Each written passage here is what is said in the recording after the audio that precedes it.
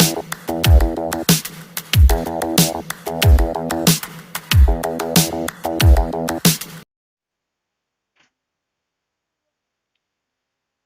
दोस्तों, live study channel में आप लोग का स्वागत है। और आज हम लोग पढ़ने वाले हैं इलेक्ट्रॉनिक कॉन्फ़िगरेशन। यानी इलेक्ट्रॉनिक कॉन्फ़िगरेशन क्या होता है। और इलेक्ट्रॉनिक कॉन्फ़िगरेशन में जो भाई को तकलीफ था, यानी कि जो बच्चों को तकलीफ था, जो दोस्तों को तकलीफ था, आज के बाद वह तकलीफ हमेशा हमेशा के लिए दूर होने वाला है। बिल्कुल घबराने वाला बात नहीं। तो दोस्तों, इलेक्ट्रॉनिक कॉन्फ़िगरेशन को जानने से पहले आपको थोड़ा सा क्या होना चाहिए कि परमाणु का ज्ञान होना अति आवश्यक है कि परमाणु क्या होता है। ठीक है, यानी कि एटॉम क्या होता है। तो परमाणु दोस्तों उसे कहेंगे ऐसा पदार्थ जिसे विभाजित करने पर और विभाजित नहीं किया जा सके।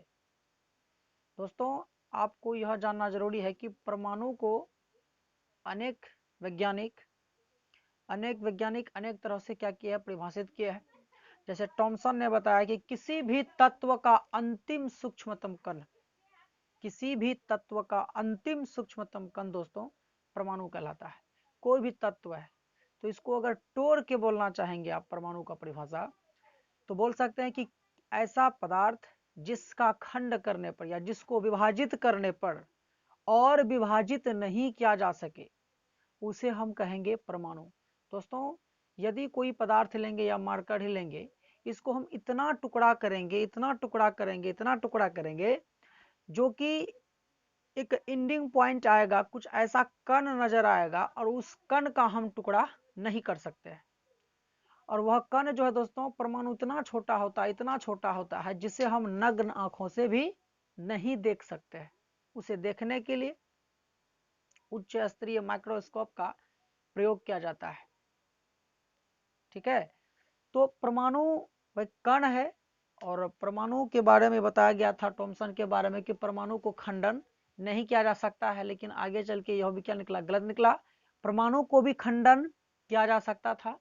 परमाणु के 3 मौलिक कण होते हैं, इलेक्ट्रॉन, प्रोटॉन और न्यूट्रॉन। ठीक है दोस्तों, जैसे कि परमाणु है, ये देख सकते हैं आप कि ये आपका परमाणु है ना। कोई कण ले लीजिए और ये परमाणु के नाभिक में दोस्तों क्या होता है कि प्रोटॉन और न्यूट्रॉन होता है। और इनका ये सब क्या होता है, कक्षा होता है। ये क्या होता है, परमाणु का कक्षा। ठीक है दोस्तों, है ना। तो ये परमाणु का नाभिक और ये सब परमाणु का कक्षा है, जिसका नाम दे दिया गया है ना, KLMN, KLMN।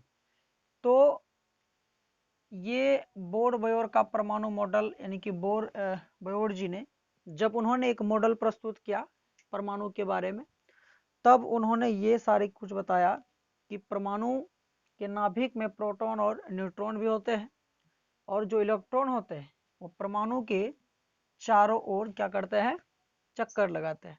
ये आपका 9 क्लास का शायद केमिस्ट्री में सब कुछ मिल सकता है आपको। ठीक है, तो उतना हम यहाँ पर नहीं बता रहे हैं, हम सिंपल ये बता रहे हैं कि आपको इलेक्ट्रॉनिक कॉन्फ़िगरेशन किसी भी तत्व का किस तरह से निकालना चाहिए, ये बात हम अभी बताने वाले हैं। मेरा मेन इशू इलेक्ट्रॉनिक कॉन्फ़िगरेशन है। ठीक है, तो थोड़ा सा हम बताते हैं कि परमाणु है ना, ये परमाणु का नाभिक होता है दोस्तों। और परमाणु के नाभिक में प्रोटॉन और न्यूट्रॉन उपस्थित होते हैं। ठीक है, प्रोटॉन जिसमें प्लस चार्ज होता है ना, पॉजिटिव चार्ज, और न्यूट्रॉन तो कोई चार्ज ही नहीं होता है, और इलेक्ट्रॉन के ऊपर माइनस चार्ज होता है। यानी कि प्रोटॉन में प्लस का और न्यूट्रॉन में कोई आवेश नहीं होता है, और इलेक्ट्रॉन में माइनस का आवेश होता है। तो दोस्तों ये कक्षा है क्या कि KLMN कक्षा है, और इस कक्षा में इलेक्ट्रॉन जो है वो चक्कर लगाता है। इलेक्ट्रॉन क्या करता है, चक्कर लगाता है।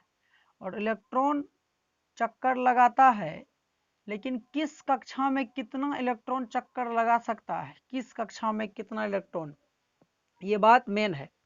इलेक्ट्रॉन तो कक्षा में चक्कर लगाता है परमाणु का, है ना। ये कक्षा को हम सेल भी कहते हैं दोस्तों, ऑर्बिट भी कहते हैं, ऊर्जा स्तर भी कहते हैं। ये कक्षाओं का नाम है, कक्षा को कोष भी कहा जाता है। तो आप जो कहिए। तो इलेक्ट्रॉन, सबसे पहली बात कि नाभिक में प्रोटॉन और न्यूट्रॉन है, और परमाणु की कक्षा में दोस्तों क्या है कि इलेक्ट्रॉन चक्कर लगाता है। लेकिन बात यह आता है कि परमाणु की जो कक्षा में इलेक्ट्रॉन चक्कर लगाता है, आखिर वह किस कक्षा में कितना इलेक्ट्रॉन रह सकता है, और है ना, किस कक्षा में कितना इलेक्ट्रॉन रह सकता है, ये भी बात तो जरूरी है। नहीं तो कैसे पता चला कि कितना इलेक्ट्रॉन किस कक्षा में चक्कर लगाता है। अगर फिक्स नहीं किया जाए कि इतना के कक्षा में 2 इलेक्ट्रॉन चक्कर लगाता है, या फिर एल कक्षा में 8 इलेक्ट्रॉन, अगर फिक्स नहीं किया जाएगा दोस्तों, तो यह जो है कि इलेक्ट्रॉन अगर बहुत ज़्यादा घूमेगा तो धीरे धीरे क्या होगा कि या तो अगर ज़्यादा इलेक्ट्रॉन रहेगा तो परमाणु की जो कक्षा होता है उसमें ऊर्जा का स्तर ज़्यादा बढ़ जाएगा, या तो अगर कम इलेक्ट्रॉन रहेगा, बहुत ज़्यादा कम, तो उसमें इलेक्ट्रॉन का जो ऊर्जा है वो घट सकता है। तो उसमें कक्षा का भी क्या हो सकता है, नष्ट हो सकता है, यानी परमाणु विनाश जो हो सकता है, परमाणु का क्या हो सकता है, विनाश हो सकता है, यदि यह बात फिक्स नहीं किया जाता कि किस कक्षा में कितना इलेक्ट्रॉन रह सकता है। तो यह अगर बात पूरा फैला नहीं किया जा सकता है, पूरा अगर नहीं दर्शाता, तो अगर नहीं रहता पूरा फिक्स इलेक्ट्रॉन अगर नहीं रहता है, तो इस स्थिति के कारण किसी भी परमाणु का क्या हो सकता है दोस्तों, विनाश हो सकता है। लेकिन इनका भी पता लगा लिया है ना बोर-बायोट जी ने कि किस कक्षा में इलेक्ट्रॉन कितना रह सकता है, के कक्षा में कितना इलेक्ट्रॉन रह सकता है, एल कक्षा में कितना इलेक्ट्रॉन रह सकता है, एम कक्षा में कितना इलेक्ट्रॉन रह सकता है, और एन कक्षा में कितना इलेक्ट्रॉन रह सकता है। इसके लिए उन्होंने क्या दिया कि 2n² सूत्र दिया। 2n², गौर से देखिए कौन सा सूत्र दिया, 2n²। 2n², जहां दोस्तों n जो है वो नेचुरल नंबर को दर्शाता है, यानी 1 2 3 4। हम किस कक्षा में कैसे पता लगाएंगे कि कितना इलेक्ट्रॉन रहता है, कौन सी कक्षा में कितना इलेक्ट्रॉन हो सकता है, के कक्षा कितना, एल कक्षा कितना, एम कक्षा कितना, एन कक्षा कितना, इसमें किस कक्षा में कितना इलेक्ट्रॉन रह सकता है, हम इस सूत्र के जरिए पता लगा सकते हैं। जैसे आप देखिए, यदि हम प्रथम कक्षा का पता करें, प्रथम कक्षा क्या है, के है, अगर इस कक्षा के बारे में हम पता लगाएं कि सर के कक्षा कितना इलेक्ट्रॉन रख सकता है, तो यहाँ पर n बराबर हमको 1 रखना होगा, और जहाँ n है दोस्तों वहाँ पर 1 रखना होगा, n का वैल्यू, और स्क्वायर है तो स्क्वायर। अब बताइए 2 गुना 1 का स्क्वायर करेंगे तो 1, तो 2 गुना 2 2, यानी कि प्रथम कक्षा में दोस्तों, यानी के कक्षा अधिकतम इलेक्ट्रॉन जो रख सकता है, अधिकतम इलेक्ट्रॉन रख सकता है, तो वो 2 ही रख सकता है, 2 से ज्यादा नहीं रख सकता है। ठीक है। उसी तरह अगर हम दूसरा कक्षा का पता करें दोस्तों 2n² के जरिए, तो n का वैल्यू 2, और 2n जहाँ पर है वहाँ पर वैल्यू 2, इसको अगर हल करें तो 2 गुना 2 का स्क्वायर 4, तो ये आ जाएगा 4 दूना 8। दोस्तों दूसरा कक्षा जो आ जाएगा आपका एल कक्षा, ये अधिकतम कितना इलेक्ट्रॉन रख सकता है, 8 ही इलेक्ट्रॉन रख सकता है एल कक्षा। यदि इसी प्रकार हम अगर तीसरा का पता करें दोस्तों, तो इस तरह से आप एन का वैल्यू रखते जाइए, तो तीसरा जो दोस्तों आपको ले लेगा 18 इलेक्ट्रॉन रख सकता है, और चौथा जो रख सकता है ये आपका 32 इलेक्ट्रॉन रख सकता है। अधिकतम का बात कर रहे हैं, ठीक है। तो अधिकतम कौन सी कक्षा कितना इलेक्ट्रॉन रख सकता है, यह बात का पता हम किससे लगा सकते हैं, 2n² सूत्र के जरिए यह बात हम पता लगा सकते हैं। ओके। उसके बाद जो है, हम तब किसी भी तत्व का जो परमाणु संख्या होता है, यानी कि किसी भी तत्व का परमाणु संख्या होता है ना, तब उनको हम विभाजित कर सकते हैं, यानी कि इलेक्ट्रॉन की संख्या को तब हम बांट सकते हैं ठीक ढंग से। ठीक है। तो आपको हम बांट के बता रहे हैं दोस्तों, ये सीखना बहुत ज्यादा जरूरी है। जरूरी क्यों है, जब तक आप इस चीज को नहीं पकड़ेंगे ना, तब तक आपको जो है कि एसपीडीएफ जो आप इंटर में पढ़ने वाले हैं, है ना, इंटर का साइंस में पढ़ने वाले, वो आपको नहीं आएंगे, है ना। तो इंटर में ये भी पढ़ना पड़ जाएगा आपको। तो इससे अच्छा कुछ होता है क्या दोस्तों, इससे ठीक लेवल में माना जाए, बढ़िया लेवल में माना जाए, जिसमें कि सब तत्वों का हम इलेक्ट्रॉनिक विन्यास निकाल सकते हैं, तो वह एसपीडीएफ सीखना पड़ेगा आपको। ठीक है। लेकिन एसपीडीएफ सीखने से पहले आपको ये KLMN वाला कक्षा, इस तरह का इलेक्ट्रॉनिक विन्यास आपको आना चाहिए। तो आपको हम सब पढ़ाएंगे, एसपीडीएफ भी पढ़ाएंगे, अब कोई घबराने वाला बात नहीं है। पहले लेकिन बेसिक को समझ जाइए, उसके बाद जो है उसको हम पढ़ा देंगे। ठीक है। और याद कराने का गारंटी हम लेते हैं। ठीक है। तो पहले समझ जाइए इसको। तो यहाँ पर समझिए कि यदि हाइड्रोजन का परमाणु संख्या कितना है, 1 है ना, अब के कक्षा कितना इलेक्ट्रॉन रख सकता है? अधिकतम इलेक्ट्रॉन सर 2 रख सकता है, लेकिन हाइड्रोजन के पास तो कितना इलेक्ट्रॉन है? एक ही इलेक्ट्रॉन है ना। तो मान के चलिए हाइड्रोजन के पास एक ही इलेक्ट्रॉन है और के कक्षा अधिकतम अधिकतम वाला बात किया है, मिनिमम नहीं है ना कम से कम बात बोले। तो यहाँ पर इसके पास है ही नहीं 2 इलेक्ट्रॉन, तो देगा कहाँ से 2 इलेक्ट्रॉन? देगा? मेरे पास अगर एक ही रुपया रहेगा, आप कोई जबरदस्ती मांग ले 2 रुपया, हम कहाँ से देंगे? दे पाएंगे? लेना है तो लीजिए, नहीं तो अपना रास्ता नापिए, नहीं तो हम नापते हैं। सिंपल वही बात है, यहाँ पर भी वही का हाइड्रोजन कह दिया बेचारा मेरे पास एक ही इलेक्ट्रॉन है, तो आपको हम देंगे कहाँ से? तो आपको एक ही इलेक्ट्रॉन रखना पड़ेगा, और के कक्षा भी एक इलेक्ट्रॉन को रखा है ना, क्योंकि वो 2 से अधिक नहीं रख सकता है, 2 से कम रख सकता है, ये बात को याद रखना। उसके बाद जो है दोस्तों हीलियम है ना, ये हाइड्रोजन हो गया और हीलियम।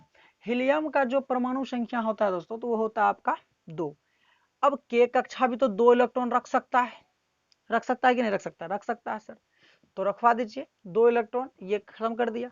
उसके बाद आते हैं दोस्तों लिथियम में। लिथियम का जो परमाणु संख्या होता है दोस्तों, वह आपका होता है कितना? 3। अब के कक्षा अधिकतम ले सकता है 2, तो इसको 2 दे दीजिए। उसके बाद बच गया 1, 1 दे दीजिए एल कक्षा में, है ना। 1 तो ले सकता है, लेकिन 8 से ज्यादा नहीं रख सकता है, इसको याद रखना है। उसके बाद दोस्तों जैसे बेरिलियम है, बेरिलियम का परमाणु संख्या कितना है? बेरिलियम का परमाणु संख्या, तो बेरिलियम का दोस्तों परमाणु संख्या है आपका कितना? देख लीजिए, बेरिलियम का परमाणु संख्या 4 है, तो ये आपका रखेगा 2, और जो जो बच गया वो यहाँ रख लीजिए, है ना। ठीक, तो 2 2 हो गया। ठीक दोस्तों, अब हम नेक्स्ट सीखेंगे ना।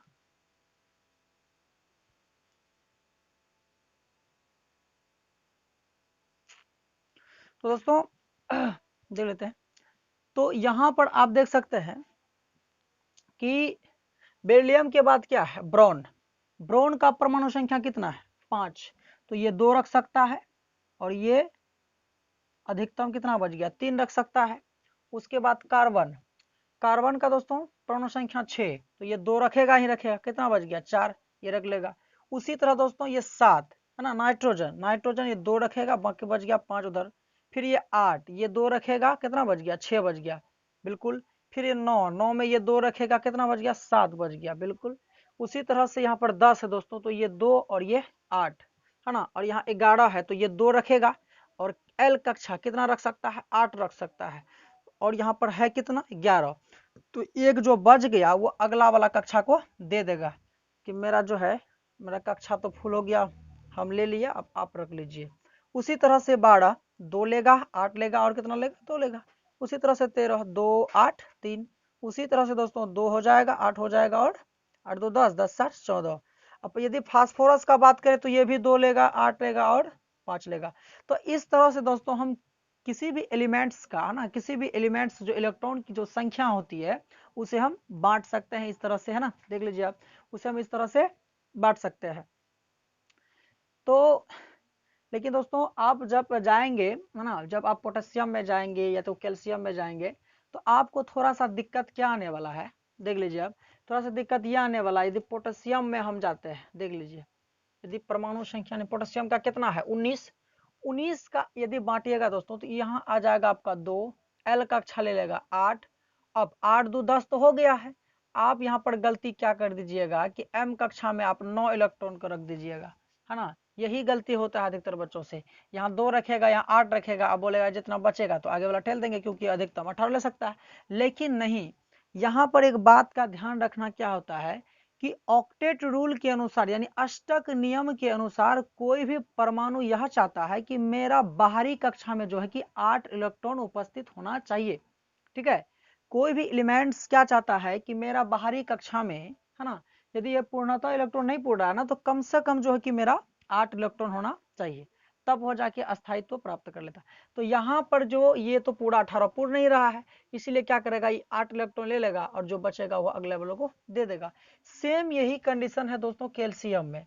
कैल्शियम भी क्या करता है कि ये कैल्शियम यानी Ca, इसका परमाणु संख्या 20, ये रखेगा 2, ये 8, ये इसको भी 8 देगा, इसको भी 2 देगा, ये भी अपने पास रखेगा 8। तो यहाँ तक आप समझ गए होंगे, है ना, यानी कि 20 तक इलेक्ट्रॉनिक विन्यास, इलेक्ट्रॉनिक कॉन्फ़िगरेशन इस तरह से आप समझ गए होंगे। ठीक है, तो यही रूल है, आप देख लीजिए इसका, चाहे तो आप स्क्रीनशॉट ठीक ढंग से मार सकते हैं। दोस्तों अगर ये आपको समझ में आ गया ना तो एसपीटीएफ बड़ा आसानी से आप समझ जाओगे। ठीक है, बहुत ही इजीली समझ जाओगे आप दोस्तों। और एक बात याद रखिएगा कि जो परमाणु संख्या होता है वही आपका इलेक्ट्रॉन का संख्या होता है और वही आपका प्रोटॉन का संख्या होता है। यानी कि परमाणु संख्या बराबर क्या कह सकते हैं दोस्तों, परमाणु संख्या बराबर इलेक्ट्रॉन की संख्या प्लस प्रोटॉन की संख्या। परमाणु संख्या बराबर इलेक्ट्रॉन की संख्या बराबर क्या हो सकता है, प्रोटॉन की संख्या। ये तीनों एक ही चीज है। यदि प्रोटॉन की संख्या दे देता है और अगर इलेक्ट्रॉन की संख्या पूछ लिया तो वही होगा, परमाणु संख्या भी वही होगा। ठीक है, यानी सेम चीज होता है ये सब चीज, परमाणु संख्या भी वही होता है, इलेक्ट्रॉन की संख्या वही होता है, जितना परमाणु संख्या उतना इलेक्ट्रॉनिक संख्या। तो इस प्रकार आप लोग का हम जो दोस्तों ये KLM कक्षा में परमाणु का जो इलेक्ट्रॉन होता है यानी परमाणु संख्या को हम किस तरह से व्यवस्थित करते हैं, ये आपका हम कॉन्सेप्ट क्लियर कर दिए है ना।